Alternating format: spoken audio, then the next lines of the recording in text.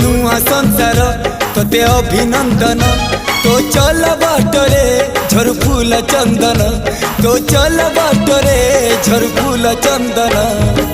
समयर चक्का भौरी घुरे घुरे फुले कांदनालो चढ़ीबु तू फूल सवारी धीरे धीरे फुले कांदनालो बाहादर सुख परा विधाता देइछि तोते विरह वेदना सबु सहिबाकु हवा मते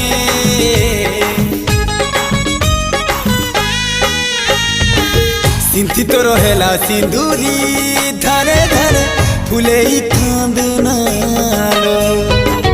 चढ़ीबु तू फूल सवारी धीरे धीरे फुले कांदना।